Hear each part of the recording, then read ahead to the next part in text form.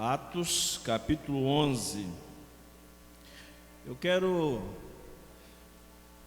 meditar com os irmãos nesta noite, nesse texto, pensando em duas perguntas. Que tipo de pessoa você é e qual é o seu papel na igreja? Gostaria que você pensasse nisso essa noite, enquanto lemos esse texto, enquanto recebemos essa palavra, você pudesse pensar sobre isso essa noite. Que tipo de pessoa você é e qual é o seu papel na igreja? Atos capítulo 11, a partir do verso 1. Chegou ao conhecimento dos apóstolos e dos irmãos que estavam na Judéia, que também os gentios haviam recebido a palavra de Deus. E quando Pedro voltou para Jerusalém, os que eram da circuncisão começaram a questioná-lo, dizendo: você entrou na casa de homens incircuncisos e comeu com eles? Então Pedro passou a fazer-lhes uma exposição por ordem, dizendo: eu estava na cidade de Jope, orando, e no êxtase tive uma visão em que observei descer um objeto como se fosse um grande lençol, baixado dos céus pelas 4 pontas, vindo até perto de mim. E olhando atentamente para dentro daquilo, vi quadrúpedes da terra, feras, répteis e aves do céu. Ouvi também uma voz que me dizia: levante-se, Pedro, mate e coma. Ao que eu respondi: de modo nenhum, Senhor, porque em minha boca nunca entrou nada que fosse impuro ou imundo. Pela segunda vez, a voz do céu falou: não considere impuro aquilo que Deus purificou. Isso se repetiu 3 vezes, e de novo tudo foi recolhido para o céu. E eis que na mesma hora pararam diante da casa em que estávamos 3 homens, enviados de Cesareia para se encontrar comigo. E então o Espírito me disse que eu fosse com eles, sem hesitar. Foram comigo também estes 6 irmãos, e entramos na casa daquele homem, e ele nos contou como tinha visto na casa dele um anjo em pé, que ele disse: envie alguém a Jope e mande chamar Simão, que também é chamado de Pedro, o qual lhe dirá palavras mediante as quais você e toda a sua casa serão salvos. Quando comecei a falar, o Espírito Santo caiu sobre eles, como também sobre nós no princípio. E então me lembrei da palavra do Senhor quando disse: João, na verdade, batizou com água, mas vocês serão batizados com o Espírito Santo. Pois se Deus deu a eles o mesmo dom que tinha dado a nós, quando cremos no Senhor Jesus, quem era eu para que pudesse resistir a Deus? Quando os demais ouviram isso, acalmaram-se e glorificaram a Deus, dizendo: então aos gentios Deus concedeu arrependimento para a vida. E os que foram dispersos, a partir da perseguição que começou com a morte de Estevão, se espalharam até a Fenícia, Chipre e Antioquia, não anunciando a palavra a ninguém que não fosse judeu. Alguns deles, porém, que eram de Chipre e de Cirene, e que foram até Antioquia, falavam também aos gregos, anunciando-lhes o evangelho do Senhor Jesus. E a mão do Senhor estava com eles, e muitos, crendo, se converteram ao Senhor. A notícia a respeito deles chegou aos ouvidos da igreja que estava em Jerusalém, e enviaram Barnabé até Antioquia. E quando ele chegou, viu a graça de Deus e ficou muito alegre. E exortava todos a que com firmeza de coração permanecessem no Senhor, porque era homem cheio do Espírito Santo e de fé, e muita gente se uniu ao Senhor. Depois Barnabé foi a Tarso, à procura de Saulo, e quando o encontrou, levou-o para Antioquia, e durante um ano inteiro se reuniram naquela igreja e ensinaram numerosa multidão. E em Antioquia foram, pela primeira vez, chamados de cristãos. Amém? É um texto extenso, longo, mas necessário para nossa meditação nessa noite. Olhando para o cenário, olhando para as pessoas envolvidas nesse relato bíblico, queremos pensar que tipo de pessoa você é e qual é o seu papel na igreja. Amados, fim de ano é sempre uma boa oportunidade para fazermos algumas considerações. Na verdade, deveríamos fazer sempre, mas costumamos deixar para essa época do ano, fazer considerações, avaliações, questionamentos.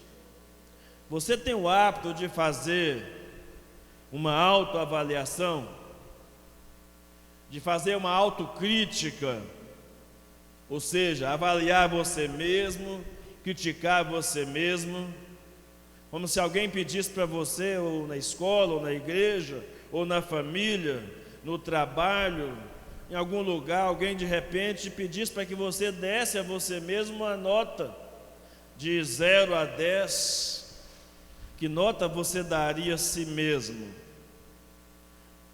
Se você fica constrangido em dar nota, em avaliar-se a si mesmo, então uma retrospectiva de como foi o ano, de como você se comportou durante o ano, quem sabe seja necessário.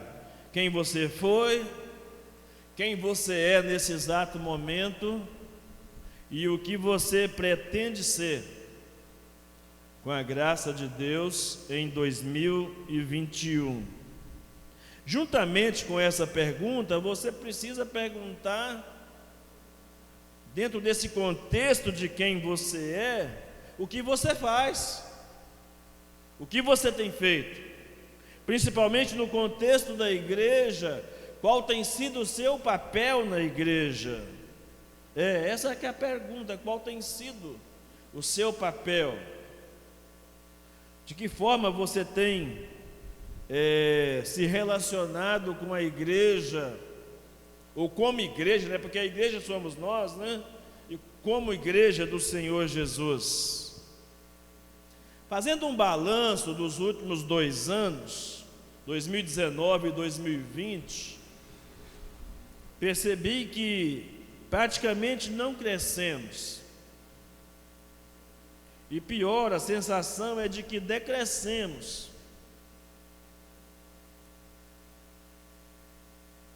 E é muito ruim quando a gente tem essa sensação, e isso me incomoda muito. Eu não sei se isso incomoda você. Nós não temos, como diz o pastor Hernando Dias Lopes, numerolatria. Não temos idolatria pelos números, mas também não devemos ter numerofobia, medo de crescer, medo de sermos uma igreja grande ou uma grande igreja, numericamente falando, porque já me considero, ou nos consideramos como uma grande igreja, uma igreja que serve ao Senhor, uma igreja que prega fielmente a palavra. Mas precisamos ver na prática, na nossa vida diária, aquilo que nós tanto prezamos, como mudando as nossas ações, nossas características, nossas atitudes, nosso comportamento, nossa visão do que é ser uma igreja bíblica, doutrinariamente ortodoxa e ao mesmo tempo comprometida ou preocupada, né, em oferecer o Evangelho ao mesmo tempo preocupado em oferecer um evangelho puro às pessoas ao nosso redor, mas entendendo essa geração, esse tempo em que nós estamos vivendo, sem corromper a fé, sem querer inventar modismos, sem querer ser diferente só por ser diferente. Queremos simplesmente ser uma igreja comprometida com a palavra de Deus. Então, isso me incomoda muito quando a gente percebe nas nossas avaliações que não estamos crescendo, né? E o que tem feito, o que eu tenho feito, não sei se isso se incomoda você também, mas o que nós temos feito para mudar essa situação, para mudar esse quadro de estagnação, primeiro de nossas vidas espirituais, segundo, do crescimento como comunidade de fé, como povo de Deus.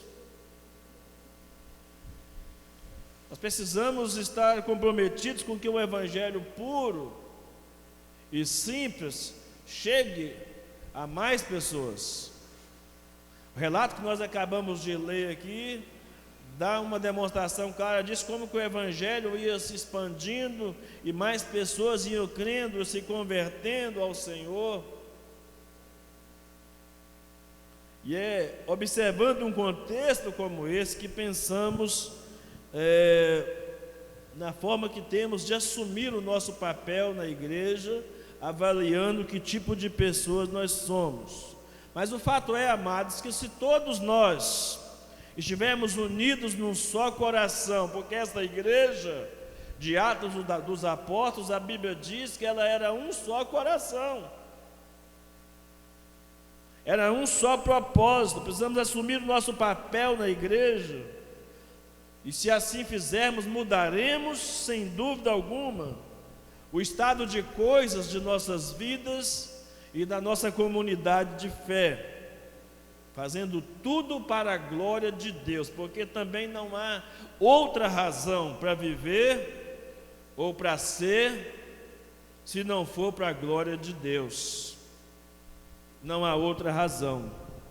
Então, deixe-me apontar a vocês os papéis que cada um de repente pode assumir numa igreja. E a minha oração nesta noite é para que saibamos assumir o papel que Deus tem para cada um de nós como membros e como congregados dessa igreja, para que o nome de Cristo seja exaltado em nossas vidas, o evangelho seja anunciado e vidas sejam alcançadas pelo poder de Deus no ano de 2021, principalmente nesse ano, amados, em que completaremos 40 anos de existência nesse lugar. É uma marca considerável para nós pensarmos. 40 anos de existência dessa igreja nesse lugar, exatamente nesse lugar.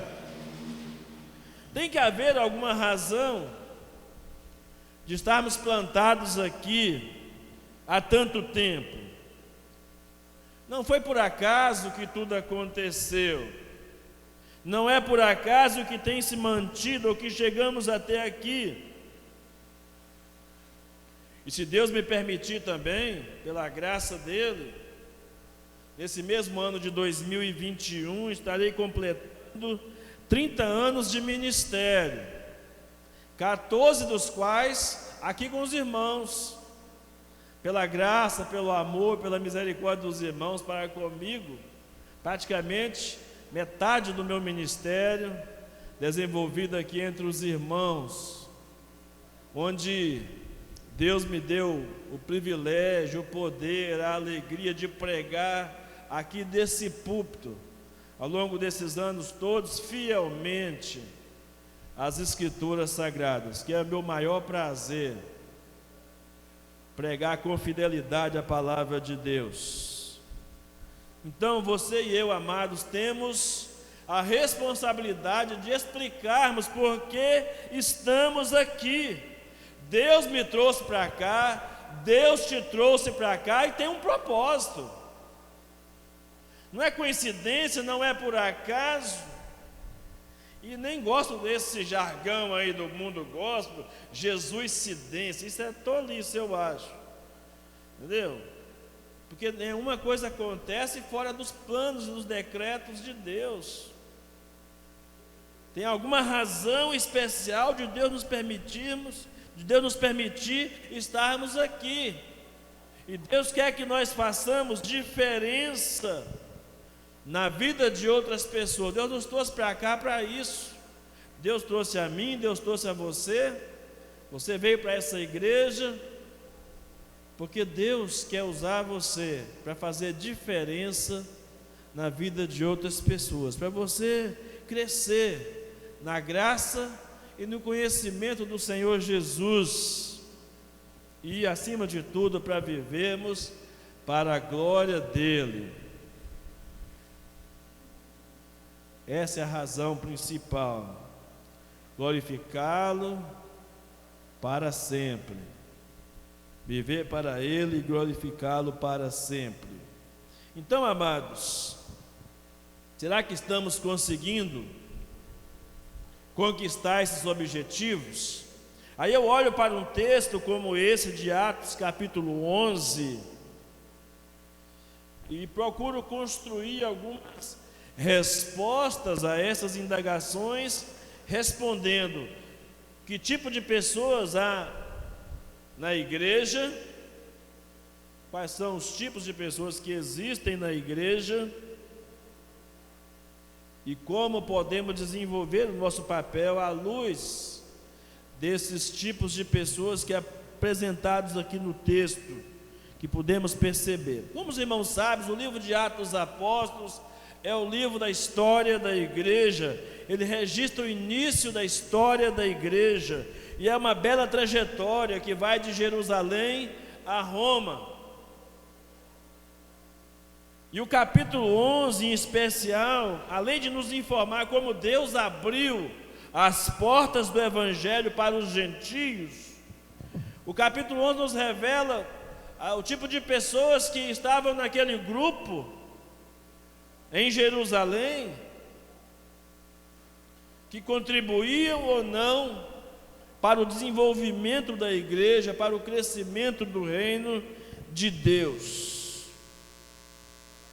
E eu quero dizer aos irmãos que num olhar panorâmico para o capítulo 11 de Atos dos Apóstolos, percebo 4 tipos de pessoas na igreja, cujo objetivo dessa percepção não é colocar carapuça na cabeça de ninguém, nem tampouco colocar alguém no banco dos réus essa noite. Apenas uma reflexão, apenas como um auxílio para nos ajudar nessa autoavaliação que falamos no início dessa reflexão.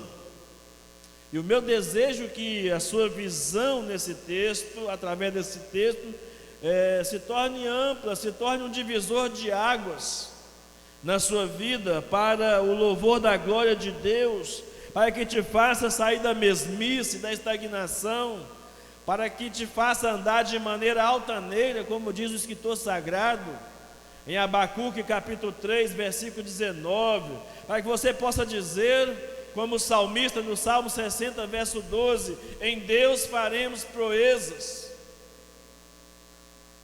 Em Deus faremos proezas. Que ao final dessa reflexão você esteja pronto a dizer: eis-me aqui, envia-me a mim. Ou quem sabe, aquelas orações, aqueles verbos da oração tão necessários para nós, como na canção Sonda-me, que diz: sonda-me, quebranta-me, transforma-me, enche-me e usa-me, Senhor. Vamos lá. Primeiro tipo de pessoas que temos na igreja, ou que pelo menos nós não vamos seguir uma ordem assim, dizer, essa é a primeira, essa é a segunda, não. Vamos falar aqui os 4 tipos de pessoas que percebemos aqui. Há pessoas na igreja que fazem as coisas acontecerem, você sabe disso. Há pessoas na igreja que fazem as coisas acontecerem. Nós temos na figura do apóstolo Pedro, nesse texto, o principal representante desse tipo de pessoa na igreja que faz as coisas acontecer, que mesmo relutante com a ordem de Deus, ele se dispôs a levar o evangelho para além dos muros de Jerusalém, mesmo sabendo que enfrentaria oposição, mesmo sabendo que aquilo contrariava os seus próprios princípios pessoais, mas ele tinha uma ordem de Deus e estava disposto a obedecer. Eu não sei nem se Pedro tinha noção exata ainda de que a parede de inimizade que Paulo tanto fala em Efésios, que havia sido desfeita entre judeus e gentios, que na cruz Deus havia anulado essa separação pela obra de Cristo na cruz do Calvário. Mas no entanto, a atitude de Pedro de fazer acontecer a obra da forma como Deus quer que a obra seja feita, fez abalar os grupos tradicionais dos judeus que estavam na igreja, uma vez que eles imaginavam que somente os judeus tinham direito de receber o evangelho, somente os judeus tinham direito de se tornarem cristãos. Eles haviam monopolizado o cristianismo para si. Mas o texto que nós lemos de Atos 11 diz que, explicando o acontecido do capítulo 10, a história da conversão de Cornélio está no capítulo 10. Mas o apóstolo Pedro, explicando àqueles irmãos, ele diz que obedeceu uma vontade de Deus. Deus mandou que ele fosse até Cesareia sem hesitar, sem duvidar, que ele estivesse disponível para fazer a vontade de Deus. E a pergunta que eu faço: até que ponto você e eu estamos prontos, disponíveis para obedecer à vontade de Deus, à ordem de Deus? Ainda que enfrentando oposições, lutas, adversidades, ainda que tenhamos que enfrentar líderes, governantes, estamos vivendo tempos difíceis, irmãos. Eu não sou muito defensor dessa teoria da conspiração que há por aí afora, mas os tempos são difíceis. E nós precisamos estar atentos a isso, para saber se somos desse tipo de gente como o apóstolo Pedro, disposto a obedecer, disposto a fazer as coisas acontecerem. E porque Pedro obedeceu ao chamado de Deus, ele foi à casa do gentio Cornélio e pregou a ele e aos seus familiares, e eles se converteram, todos creram e foram salvos. E nós damos graças a Deus porque o apóstolo Pedro não resistiu o propósito de Deus e se tornou instrumento nas mãos de Deus para que as coisas acontecessem da forma como Deus havia decretado que acontecesse.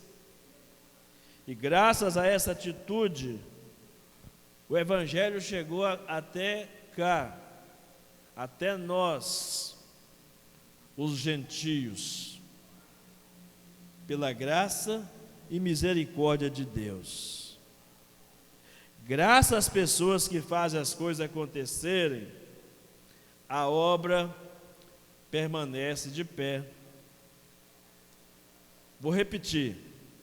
Graças às pessoas que fazem as coisas acontecerem, a obra permanece de pé. E aí cabe uma reflexão. O que seria da minha igreja, ou da igreja que eu frequento hoje, se todos os membros fossem iguais a mim? Se todo mundo fosse igual a mim, o que seria? O que se poderia esperar da minha igreja se todo mundo fosse igual a mim?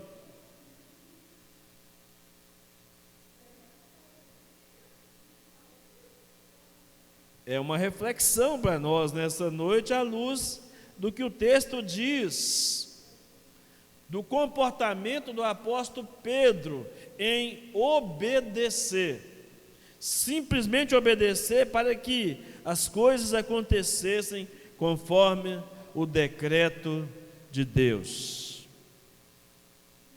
Você acha, irmão, que você faz parte desse grupo de pessoas? Sim ou não? Se não, por que não? Por que você acha que não faz parte? O que é que te impede de fazer parte do grupo de pessoas que fazem as coisas acontecer?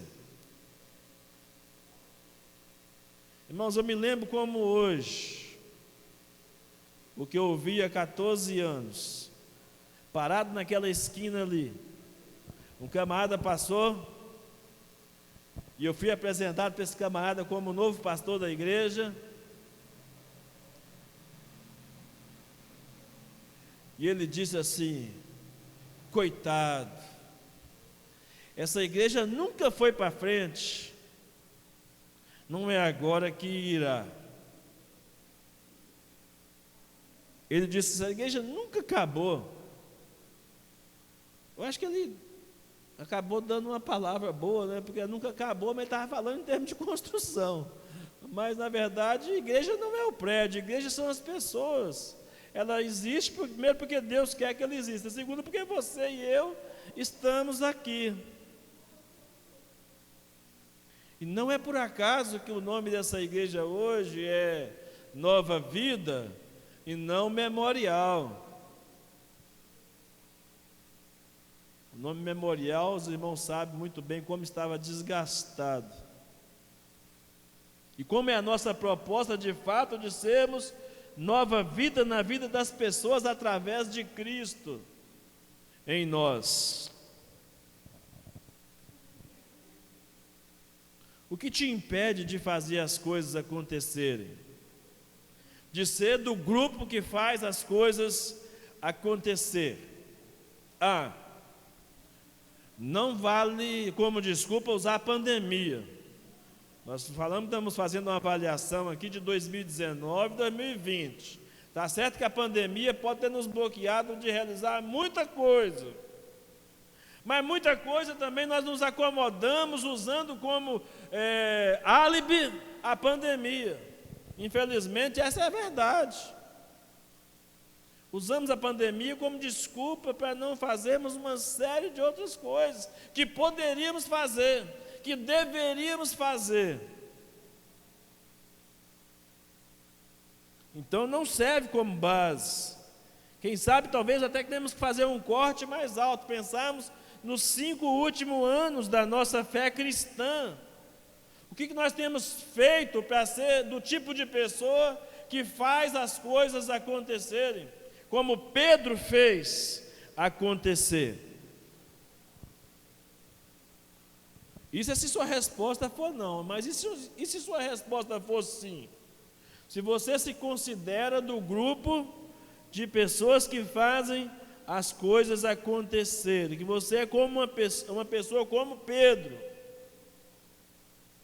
que obedece prontamente, que está disposto a pagar o preço do discipulado, que está disposto a sofrer oposição, mas defender a fé outrora dada aos santos,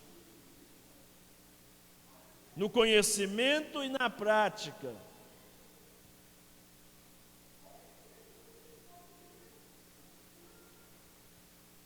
Então, amados,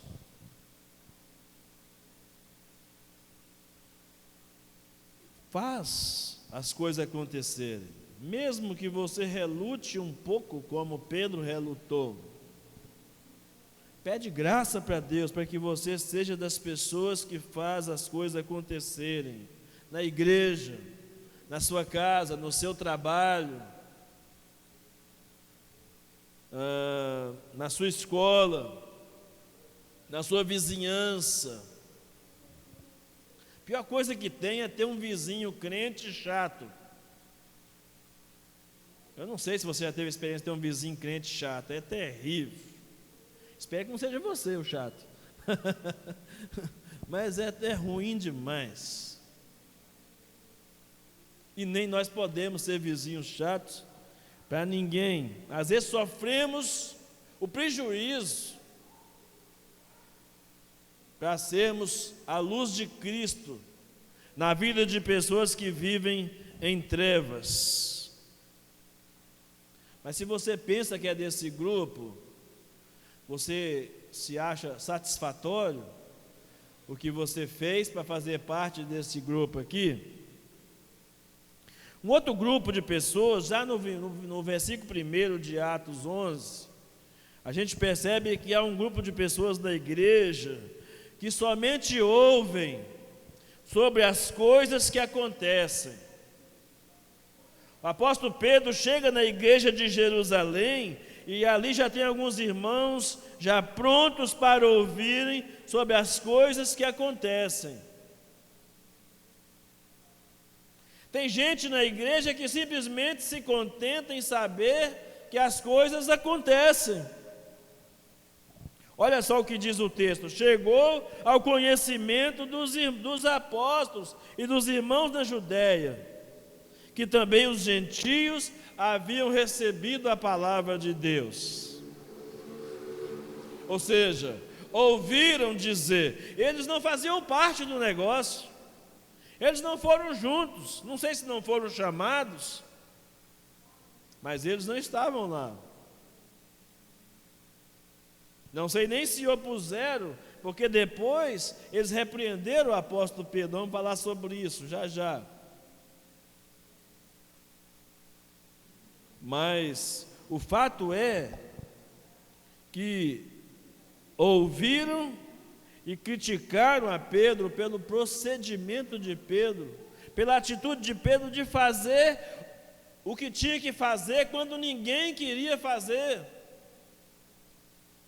que era tão somente obedecer à voz de Deus. E por isso o anjo, ou aqueles homens, disseram que foi de forma enfática o que o anjo disse, para sem hesitar obedecer. Deus falou de maneira clara e objetiva com o apóstolo Pedro.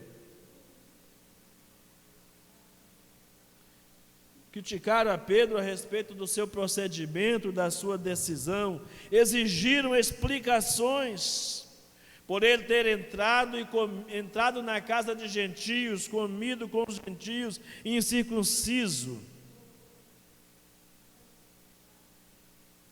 Esse tipo de pessoas que só estão interessadas em ouvir o que está acontecendo, faz parte de um grupo de pessoas que está mais preocupado com o tradicionalismo religioso do que com a salvação, com os indivíduos. Pessoas que valorizam mais os rituais do que o amor. Imagina que Deus não pode amar aqueles que aos nossos olhos não são amáveis. Nós rotulamos alguns tipos de pessoas e achamos que Deus é incapaz de amar aquelas pessoas.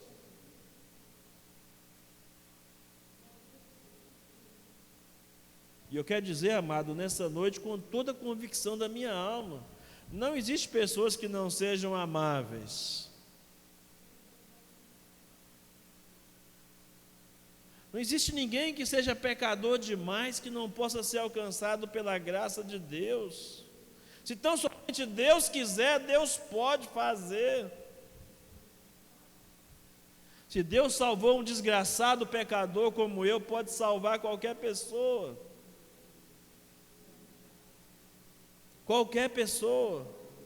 Se a graça de Deus me visitou, Ele pode visitar outra pessoa também. É certo, nós não temos nenhuma dúvida disso, que somente os eleitos serão salvos, mas nós não sabemos quem são os eleitos, e somos chamados a pregar a toda criatura. A toda criatura nós somos chamados a pregar. Ide por todo mundo e pregai o evangelho a toda criatura. Ser-me-eis testemunha em todos os lugares, até os confins da terra, a Bíblia diz. E para quem estava naquela condição de Pedro indo a Jope, aliás, indo a Cesareia, perdão, quem estava naquela condição,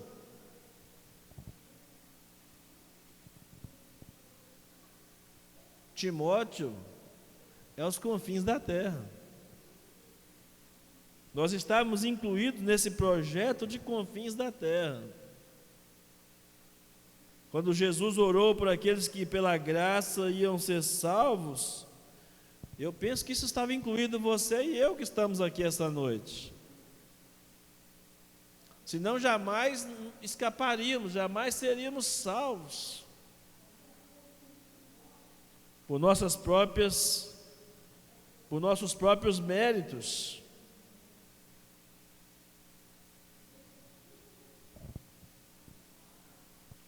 Pessoas que se apegam ao tradicionalismo religioso. Lembra que eu estou dizendo tradicionalismo, não estou falando sobre tradição. Alguém certa vez já disse que o tradicionalismo é a fé morta dos que estão vivos, e a tradição é a fé viva dos que já morreram, defendendo as bandeiras do Evangelho. Nós temos os reformadores, os pré-reformadores, os apóstolos, os pais da igreja, os pré-reformadores, os reformadores, os puritanos, os pregadores atuais que são fiéis à palavra de Deus, conservam a tradição dos apóstolos, porque essa igreja da qual estamos falando aqui, é uma igreja que tinha tudo em comum, inclusive na doutrina dos apóstolos, diz Atos capítulo 2, firmeza e convicção doutrinária, mas havia um grupo ali que só queria ouvir, não estava disposto a se envolver, não estava disposto a participar. Ouve os desafios, mas não reagem. Ouve os desafios, mas não fazem nada para mudar a situação. Contentam-se somente em ficar sabendo no que está acontecendo. Tem gente que só contenta, e alguns ouvem ainda tão superficialmente sobre o que Deus está fazendo em nosso meio, sobre o que Deus está fazendo em nosso lugar, enquanto há tantas pessoas por aí fazendo propaganda mentirosa, propaganda inadequada do Evangelho, enquanto tem tantas pessoas por aí fazendo uma propaganda mercantilista do Evangelho. Por outro lado, há pessoas que ouvem somente o que está acontecendo, mas não compartilham do que Deus está fazendo em nosso meio. Aí eu tenho que ir e vir ao mesmo tempo, né? Nessa caminhada com os irmãos aqui. Por quê? Porque ao mesmo tempo que a gente diz, parece que não crescemos, ao mesmo tempo a gente vê que tanta coisa já mudou entre nós. Olhando ao seu redor aí, e não estou falando nem em termos de estrutura de templo, eu estou falando de pessoas. Pessoas novas que chegaram para a igreja. Talvez você nem saiba o nome de alguns que estão aqui. Você sabe o nome de todos que estão aqui? Já conversou com eles? Já se relacionou com eles? Está entendendo, irmãos, aonde nós estamos querendo chegar? De ficar só ouvindo o que está acontecendo. Então, quando alguém ouve superficialmente, ela ou faz de conta que não é com elas, ou então alguém chega ao ponto de dizer, como já me disseram muitas vezes: pastor, essa igreja é muito parada. Irmãos, a Igreja Batista Nova Vida, eu não tenho a menor dúvida disso, que a nossa igreja é uma igreja em movimento, em ação, porque a Bíblia diz em João capítulo 3, versículo 8, que o Espírito Santo sopra, e Ele sopra onde Ele quer, e nós ouvimos a sua voz. Nós não sabemos de onde Ele vem, não sabemos para onde Ele vai, mas sabemos que Ele tem soprado sobre nós. É porque nós às vezes costumamos categorizar as coisas apenas como sobrenaturais e não valorizamos as intervenções de Deus nas coisas aparentemente naturais. Eu contei hoje pela manhã, alguns irmãos que estavam aqui, que na noite do dia 24 de dezembro, agora recente, ainda tinha dado a badalada da meia-noite, e eu poderia ter deixado de existir, e não era por pandemia nem nada. Estava vindo de Patinho, o cara fez uma conversão na minha frente, eu tive que frear bruscamente para não ter uma colisão de frente. Foi por um triz. Eu, toda a minha família dentro do meu carro. Eu poderia não estar aqui agora junto com os irmãos. Certamente estaria com o Senhor, pela misericórdia e graça dele. Mas foi por um triz. Fração de segundo. Uma freada brusca, de sair arrastando alguns metros o carro para não bater de frente ou de lado com o cara que fez uma conversão errada. Mas são as coisas que naturais. Porque a gente pensa assim, a coisa sobrenatural é aquela que o carro, aconteceu um acidente, o carro estraçalhou todo e arrebentou tudo, e as pessoas saíram ilesas lá, sem nenhum arranhão. Eu sei falar disso também, que já passei por isso. Mas eu valorizo essas pequenas coisas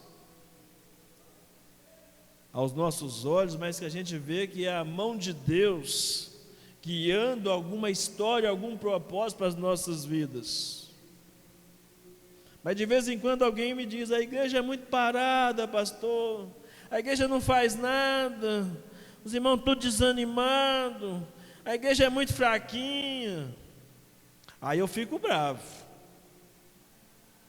Se falar que a igreja que eu sou pastor é fraquinha, eu fico bravo para valer. E alguns irmãos já me ouviram dizer bravamente, né?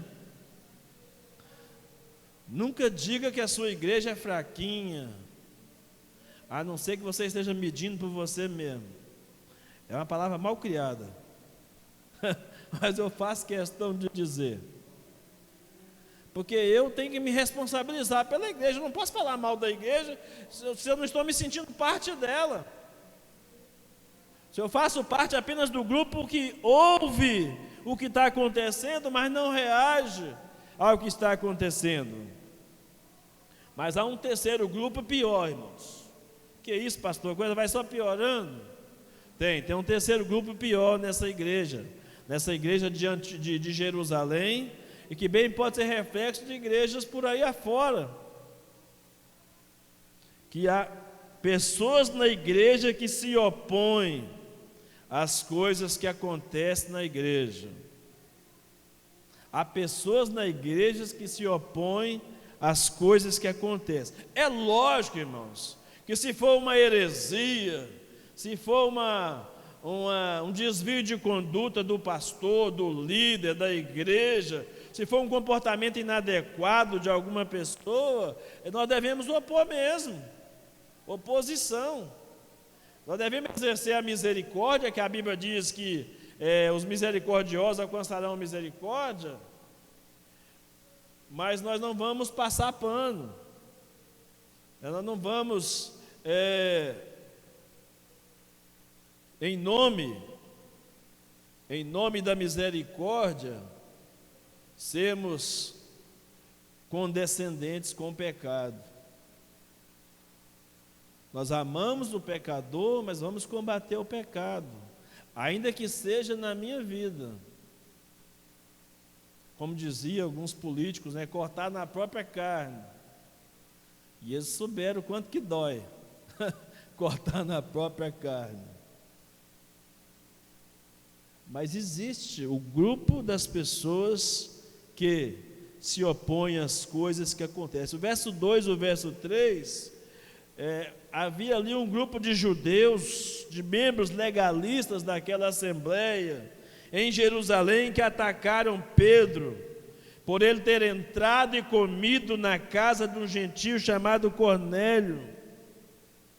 Então Pedro teve que explicar, fazer uma longa explicação. O texto diz que ele, por ordem, ele fez um tratado para se defender, para explicar que a razão estava em Deus e não nele, para que as coisas acontecessem.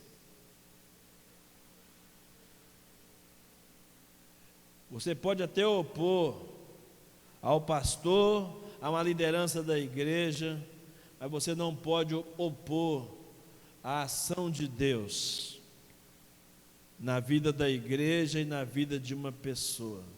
Se eu estiver falando bobagem, besteira e comportando inadequadamente, essa igreja, por zelo, precisa se opor. Precisa se opor. Outro dia, na quarta-feira, eu precisei despregar um negócio. Os irmãos que estavam aqui lembram disso. Alguém pregou no domingo, na quarta-feira eu precisei despregar, porque não deu certo. Mas se fui eu, cadê os bereanos? Os bereanos precisam se levantar também. Meu pastor, com todo respeito, com todo o amor que o senhor merece, mas o senhor está errado. Agora, não é eu não concordo porque eu não concordo, não. Qual que é o fundamento bíblico para você se basear? Irmão, nós estamos vivendo uma loucura nesse país nosso, tão terrível, né? Teve um irmão que até usou uma ilustração que eu achei muito interessante esses dias para mim, dizendo assim: pastor, o negócio está tão polarizado, que se o senhor falar que Nescau é melhor do que Toddy, você vai ser arrebentado na rede social. Porque os amantes de Toddy vão te arrebentar, os amantes de Nescau vão te exaltar, é mais ou menos isso. O negócio está polarizado, você fala qualquer coisa, você é esquerdista, você fala qualquer coisa, você é direitista. E o cristianismo fica o quê? À mercê dessas ideologias que há por aí afora. O cristianismo, ele é suprapartidário, está acima dessas coisas, irmãos. Nós servimos a um Deus soberano que, com pandemia, sem pandemia, Ele continua sentado no alto e sublime trono. É a Ele que nós adoramos. Os homens são passíveis de erro e devem ser corrigidos pelos seus erros. Então, muito cuidado quando você for oposição, principalmente na igreja. O texto diz no verso 18 que depois que Pedro dá a explicação, por um momento eles apaziguaram, teve uma paz momentânea, só por um momento, porque mais tarde eles insistiram com esse negócio de que gentio tinha que fazer, tinha que circuncidar, tinha que fazer uma série de coisas. Eles queriam que os cristãos fossem judaizados ou judaizantes. Nós temos duas cartas, irmãos.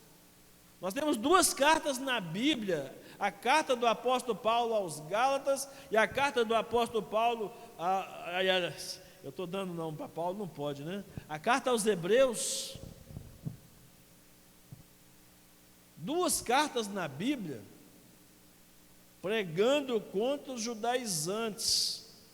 E tem igrejas querendo desenvolver teorias judaizantes dentro da igreja. Bandeira de Israel, as místicas, as festas, o comportamento judaico. É lógico que nós nunca vamos negar o quê? Os princípios judaicos cristãos. Esses não. Desses nós não abrimos mão. Os princípios judaicos cristãos da boa moral, da família. Isso aí, como crentes, nós temos a responsabilidade de morrer por eles, se preciso for.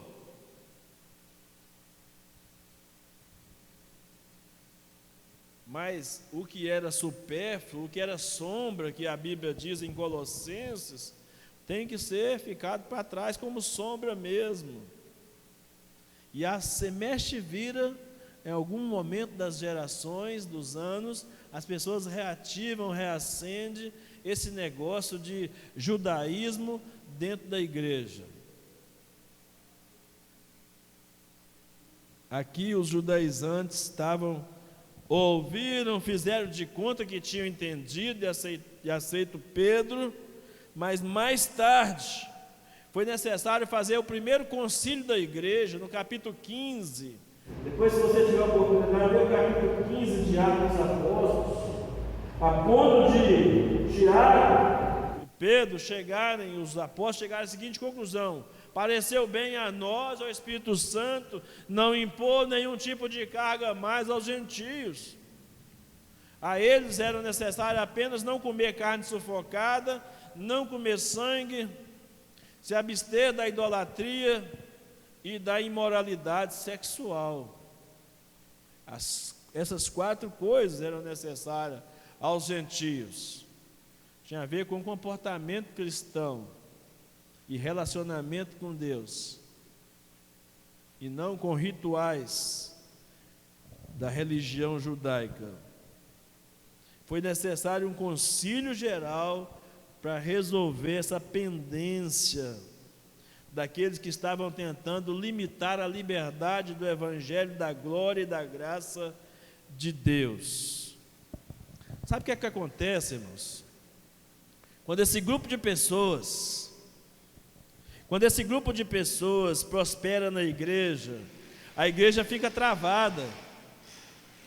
Quando o grupo dos opositores prosperam, quando a igreja tem uma diretoria que anda contrária ao pastor e vice-versa, quando há famílias na igreja que se acham donas da igreja, quando há um presbitério na igreja que não tem nenhuma influência, não tem nenhum embasamento bíblico, ou uma liderança que não tem fundamentação bíblica, pode acontecer que essas pessoas se levantem, mas por outras razões e não por razões bíblicas, razões de família muitas vezes, razões de interesses pessoais. Então, quando esse tipo de pessoa prospera na igreja, a igreja fica travada, não cumpre o seu propósito, o seu papel, não realiza a obra para a glória de Deus. E uma coisa eu posso dizer essa noite, irmãos, agora, sem medo de errar, e assim com muita gratidão e alegria no meu coração: graças a Deus, nós não temos esse tipo de pessoas na igreja hoje. Já tivemos. Quando aqui cheguei, ainda encontrei gente com esse espírito, de achar que é dono da igreja. Imagina os irmãos, que é difícil. Enfrentei situações de pessoas dizerem o seguinte: eu posso falar o que eu quiser aqui, porque fui eu que doei as janelas da igreja. Que isso? Não entendi nada.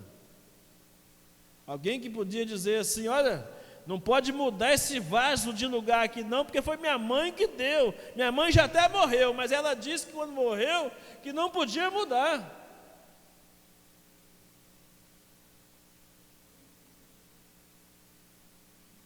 E aquela mesa que fica lá atrás? Aquela mesa já me deu muita dor de cabeça. Não podia mudar. Tinha um grupo que não aceitava a mesa lá atrás, tinha um grupo que aceitava a mesa na frente. Olha que coisa, irmão. Coisinhas bobas. E pensar na quebradeira que nós já fizemos aqui, Nivaldo. Umas colunas, não sei quantos irmãos se lembram que a igreja tinha umas colunas aqui? Alguém se lembra, não? A igreja tinha umas colunas bonitonas aqui, parecendo um coliseu, né? Acho que era mais ou menos aqui, Nivaldo. Umas colunas bonitas aqui, né? Erguidas dos dois lados. Isso aqui era a menina dos olhos de alguns líderes. Era quase que uma idolatria. Era quase que uma idolatria. Não podia ser tocado naquelas colunas. Tinha um arco aqui, ó, que ligava uma coluna na outra.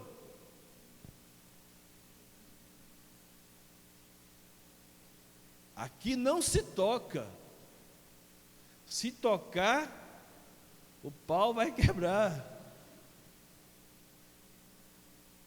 Quanta coisa, irmãos, quantas coisas Deus já tem mudado em nossas vidas, mudado a nossa visão, inclusive de que Deus não habita em templo feito por mãos de homens. Isso aqui nós fazemos o melhor que nós podemos fazer. O que os irmãos estão vendo aqui, talvez não é o melhor templo da cidade, nem temos pretensão de ser o melhor templo da cidade, mas é o melhor que nós podemos fazer até hoje, com os poucos recursos que temos, que é um milagre, irmãos. Você quer testemunhar de um milagre nessa cidade? Testemunho do milagre financeiro da vida dessa igreja, que com os recursos pequenos que nós temos, nesses últimos 14 anos, temos feito o que já fizemos até hoje. E a fidelidade dos irmãos de permanecerem aí esses anos todos, mesmo sabendo que não tivemos condições de comprar um banco melhor para o seu conforto, porque a igreja, templo é para o nosso conforto. A gente faz para a glória de Deus, mas é para o nosso conforto. Deus não precisa disso. É um milagre. Mas quando há os opositores, a coisa trava. A coisa trava. Eu sei que o governo melhor que a igreja pode ter, eu sei que o melhor governo que a igreja pode ter é o governo teocrático. É o governo de Deus sobre a igreja. A igreja precisa estar debaixo, mesmo qualquer sistema de governo que a igreja tiver e adotar, ainda assim mesmo, Deus precisa estar governando sobre a igreja. Jesus tem que ser o Senhor da igreja. Mas, num contexto de democracia congregacional, quando é nosso sistema, quando eu sou contra e a maioria vence, eu caminho junto com a maioria porque eu quero o bem coletivo, para a glória de Deus, desde que não seja em questões doutrinárias. Estou falando em questões de atividades, promoções, obras e etc. Então, amados, não sejam como os legalistas de Jerusalém. Não seja como Tobias e Sanbalate no tempo de Neemias, que se opunham só por se opor, para destruir a obra que Deus estava fazendo. Eu conheci muitas pessoas nesses 30 anos de ministério, irmãos, muitas pessoas que eram contra por qualquer coisa. E quando eu perguntava, mas por que você é contra? Eu sou contra porque eu gosto de ser contra, eu tenho prazer de ser contra. E quando essas pessoas se colocavam contra qualquer coisa, irmãos, era um Deus nos acuda, porque elas torcem para que tudo errado. É igual ao nosso país, nós sofremos isso. Os que são contra o nosso presidente da República torcem para que o Brasil dê errado. Eu estou errado nessa avaliação? Eu sei que aqui não é o melhor lugar para falar sobre isso, mas é o que acontece no dia a dia. Quando você não gosta de alguém, você torce para que as coisas dêem errado para ela. Infelizmente, são características do ser humano. São características do ser humano. Mas, finalmente, deixando os exemplos ruins, eu quero falar sobre o último exemplo, e um exemplo bom também nessa noite. Nós começamos com um exemplo bom, que é o apóstolo Pedro. Pessoas que fazem a coisa acontecer. Eu quero terminar com um exemplo bom. Pessoas que ajudam outras pessoas a fazerem as coisas acontecerem. Estou falando de Barnabé. Barnabé. Os versos 19 a 26 de Atos 11, há um relato aí muito claro para nós sobre essa figura importante na igreja, chamada Barnabé.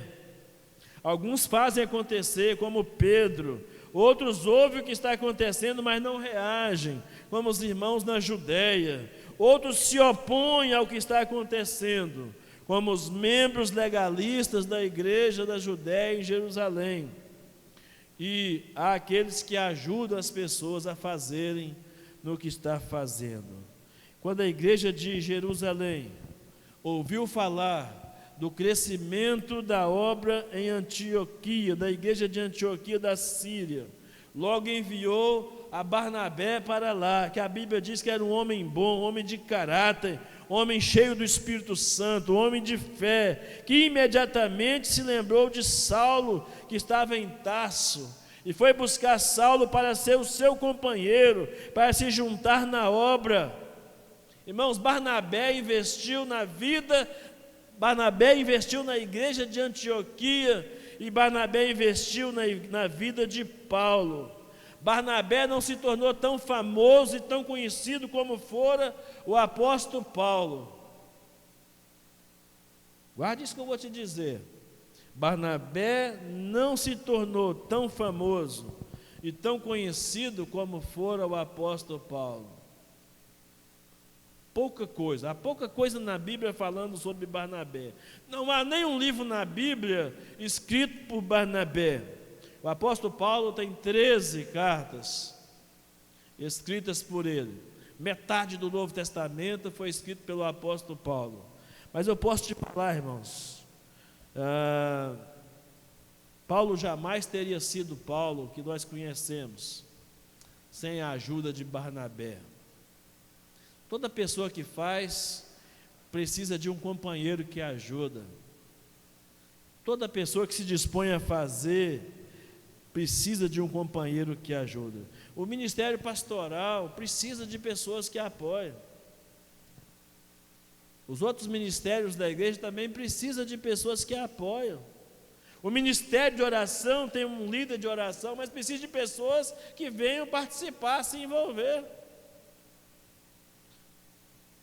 O ministério de música da igreja precisa de pessoas que se envolvam com o ensaio, com os ensaios, que se esforcem em casa, que se dediquem para oferecer cada vez mais o melhor para Deus.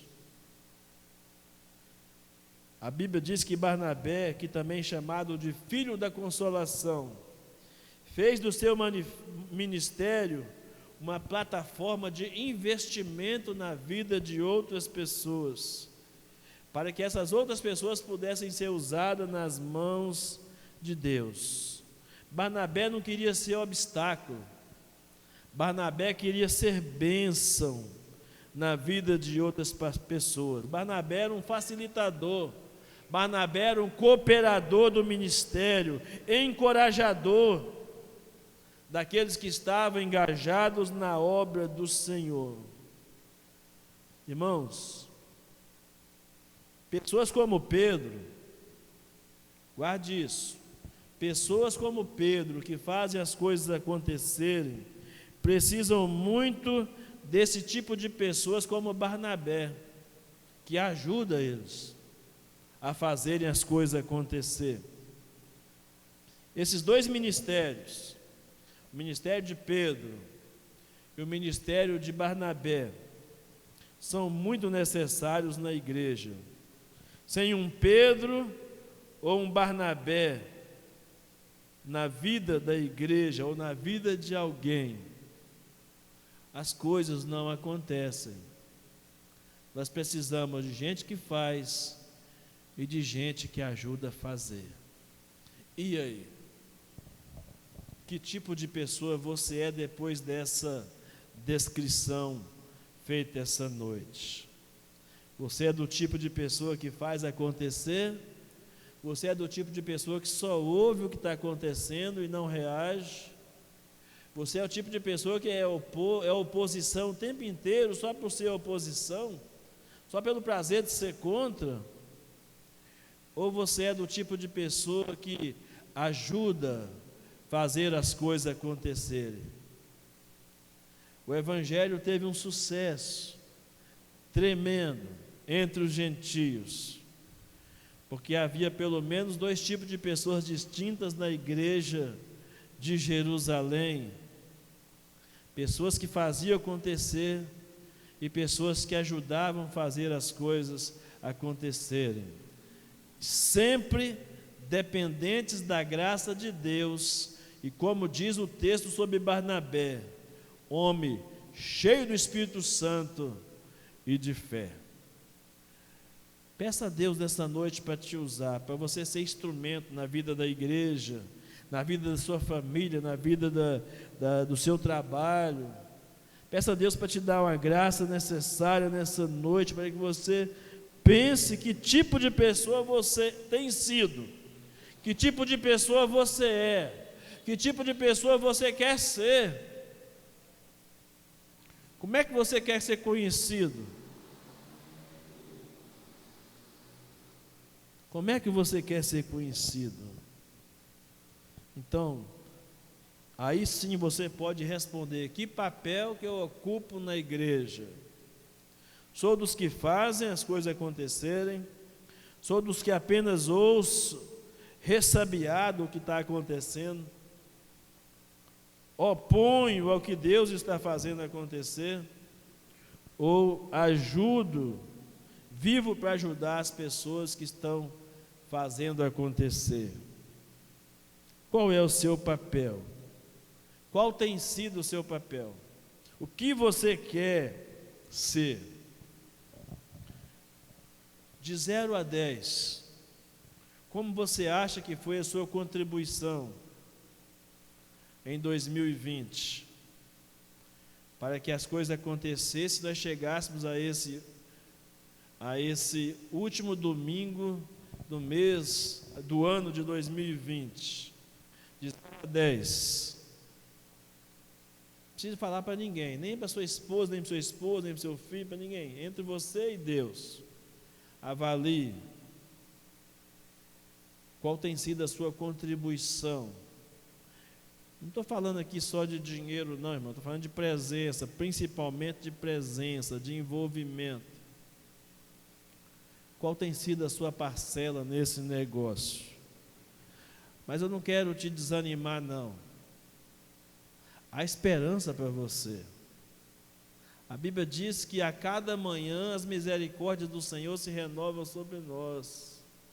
A Bíblia diz que um choro pode durar uma noite inteira, mas a alegria vem pela manhã. E Deus pode usar você poderosamente, se tão somente você estiver disposto a ser daqueles que fazem e ajudam a fazer, em nome de Jesus. Quem sabe você pode nesta noite dizer: eis-me aqui, envia-me a mim. Se apresente como um soldado que se apresenta para uma guerra. E nós estamos numa guerra contra o mal, contra as hostes espirituais da maldade, nos lugares celestiais. Se apresente para essa batalha. Vamos orar. Feche os seus olhos. Ore ao Senhor nessa noite. Coloca diante dele essa palavra que você está recebendo agora. Nesse último domingo do ano, não é a última mensagem, porque se Deus nos permitir, no dia 31, temos mais uma palavra de Deus para o seu coração.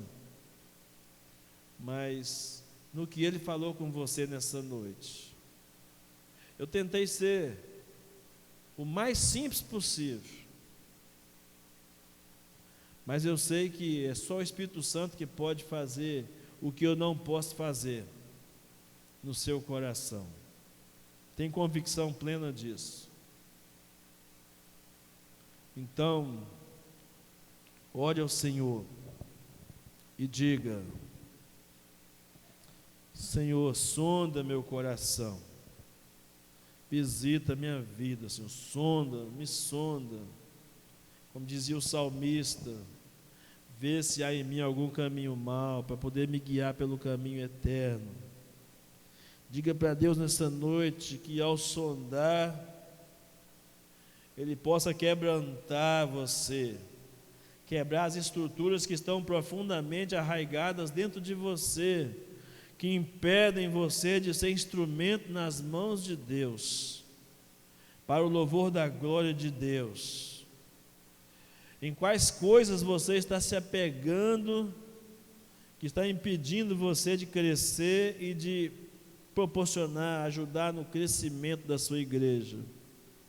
Essa igreja que Deus trouxe você para cá.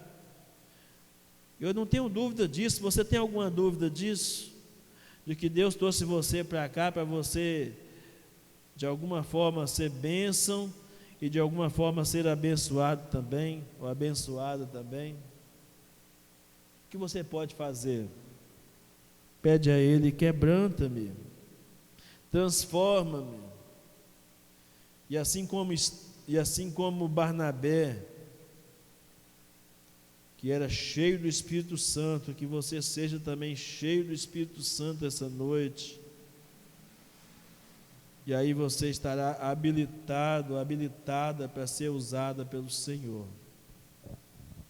É a nossa oração, pedindo: Deus, em nome de Jesus, na simplicidade dessas palavras, ó Pai, de alguma maneira os corações tenham sido tocados e impactados, porque não é por causa do pregador,